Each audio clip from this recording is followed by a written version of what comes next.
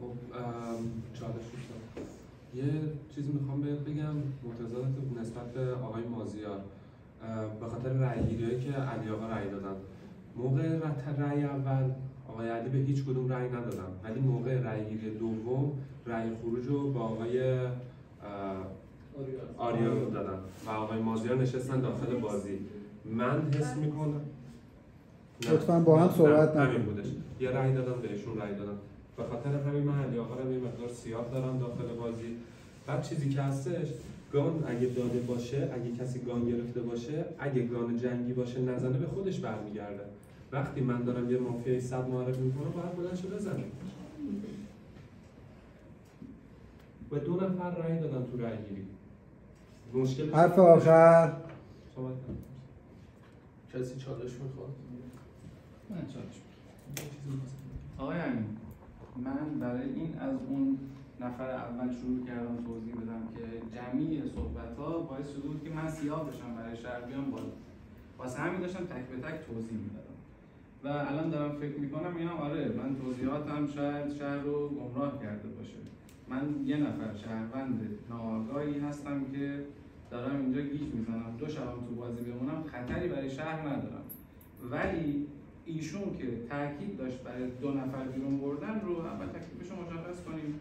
بعد وقتی که 2-3 تا از نظرات بشه ساید من خود به خود در میاد دیگه.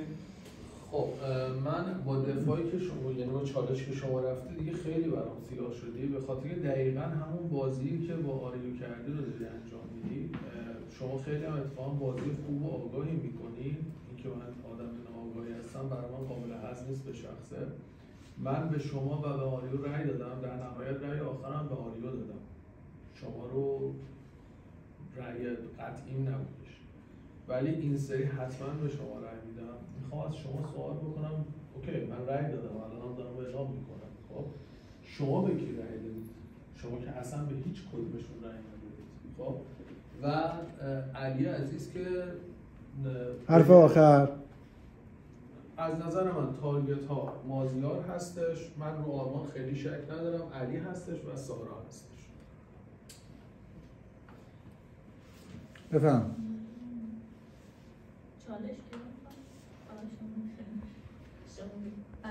یه خواهشی دارم تفنگدار لطفاً ولو مشقی بده تیر. خب ما بفهمیم کی با کی هست و کی مخالف کیه و اونی کسی که داده و اونی که نظر بفهمه تو شاید بعد متوجه باشه رفتاراشو ببینه احتمالاً مافیاست. پس گان به هر کسی بده، زیاد بده، به هر کسی داد که ببینیم طرف مال با کیه. ببخشید داد زدم. من اینکه آقا مازیار رو حالا دست پیش خودم خیلی مطمئن نبودم مافیا باشه، ولی یکی اینکه موقع رأیگیری نهایی که میخواد بره بیرون یهو رأیش خیلی افت کرد، همه رأی‌ها رفت رو آریو و اینکه حالا با توجه به صحبت‌های امروز خیلی برای من قوی‌تر شد که مافیا باشه.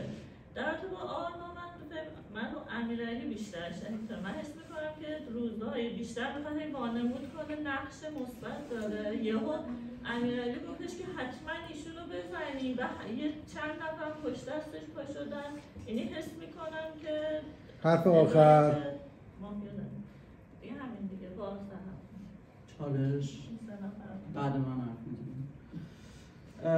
تارگت های من اولا مازیار خیلی خیلی خیلی خیلی سیاهه.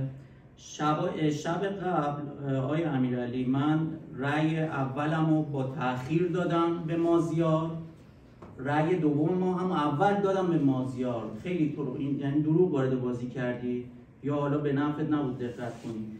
امیرعلی من اگر تو با این قطعیت میگی آرمان صده چیه، تو باید نقش داشته باشی، ولی به نظرم نقشت شهری نیست، تو نقشت مافیاییه که با این چون اگه من شهر بودم به این قطعیت نمیگفتم فلان کس صد مافیاست که من لو برم.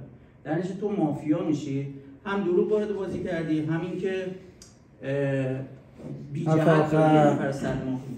سهیل، آرام، مصطفی و محمد، اگر شما رأی اول به آریو دادی رأی دوم نباید میدادی، اگر رأی دوم دادی 100 مافیا هست. سپاسگزارم. من چالشو بدم. چالش گرفتی؟ آره من چالش گرفتم. بعدش باید صحبت می‌کردم. شما تفنگ اعلام کردید بفهمید. من بفهمید شما. نه شما تفنگ اعلام کردی، اول تفنگ تو بزن. من ندا رو میزنم. ندا خانم مشقی بود. خب ببینید دوستان، من با توجه به دفاعی که مازیار جان کردن این دست قطعا به مازیار رای میدم، علیرغم اینکه امیرعلی به من تارگت زده و خیلی مطمئن زده. من باهاش فعلا بازی میکنم چون حدس میزنم که شهر بازی ممکنه باشه برای من خاکستری هستی، ولی مازیار تمام در واقع فکتا نشون میده که برای من لااقل که مافیای بازی هست و اتفاقا من موافقم با شما که مافیاها در واقع رأیشون ازش پس گرفتن و به همین خاطر رأیش خیلی کاهش بده. حرف آخر. این دست من نظرم اینه که ایشونو بیاریمش بالا، حداقل از خودش دفاع بکنه. مصطفی بود بفهم. چالش باید میشه بعد از من صحبت بکنیم؟ الان من که چالش به آسوره دادم، محمد بعد من لطفاً حداقل یک جواب بده. اگه قرار شهر اجماعی هم بکنه اصلا چیکار کنیم؟ مثلا به کی رأی بدیم؟ علی تو محال ممکن مافیا نباشه. یعنی من علی رو واقعا مافیا این مدل گردن میگیری. امیدوارم شما نگاه علی رو من خیلی مافیا دارم، مثلا یعنی مدلش خیلی من دارم مافیاست. و آرمان هم که هنوز من ماجرات رو با امیرعلی نفهمیدم مثلا آرمان، یعنی میگم که کسی بگه تیر داری بزن تو پیشونیش، من فرض رو میذارم چیزی میدونم. من برای علی دست میبرم برای آرمان همینجور و خانمی که بغلشون هم شما خیلی ساکتی، یعنی من حرف آخر و اینکه دهن نصف مادرم سرویس این همه تارگت کنم آخرش هم هیچی برید. سپاسگزارم آقا محمد. چالش بفهم. میخوام از شما سوال بکنم، وسط حرفات دیدی چی گفتی؟ اگر من شهروند بودم، این کار نمی‌کردم. شما اومدی به امیرعلی حمله بکنی بعد خودتو سیاه کردی. چی؟ اگر من شهر بودم چه جمله‌ای بودش که وسط حرفات زدی؟ یک دو اینکه اون بحث رأی گیریه که گفتی رو اگر حالا نوبتت شد بعداً حتما یه توضیح بده. بحث رأی گیری که الان مطرح کردی یه توضیح بده. سپاسگزارم. چالش آقا محمد کسی نمیخواد؟ من چه توضیح باید بدم؟ من گفتم رأی دومی که باعث خروج آریا شد کیا رأی دادن؟ مصطفی رأی داد، محمد رأی داد، آرام رأی داد، سهیل رأی داد، یه بنده خدای دیگه که من اسمشون ننوشتم، شمیم شاید. با این این نفراتی که رأی دوم به خروج آریا دادن چه نقشی میتونن داشته باشن؟ یعنی اگر مافیا به آریا رأی نداده برای چی نباید رأی میداده؟ کی رأی داده پس؟ شهروند رأی داده، 5 تا شهروند به آریا رأی داده. حرف آخر. و اینکه من نمیدونم، من گفتم که شهروند هیچ وقت نمیاد اینجور صد بگه که خودش سپاسگزارم. باید مافیا باشه که اینجور صد بگه که در واقع به این تارگت بزنه ترکی تفنگ. ممنون از شما. بفرمایید آقا محمد. علی آقا یک کاش چالش نمیگرفتی. خب لیستم، خب چرا اعلام نمی‌کنی؟ بعد اینکه با هم صحبت نکنید. در موردشون صحبت کردم، از روی فرضی بود که شما گفتی ممکنه مافیا باشه، آگاهی داشته باشه. اوکی. من شهر دارم ولی میخواد من بده مافیا، میتونم بیام تو رای گیری بدی بیرون.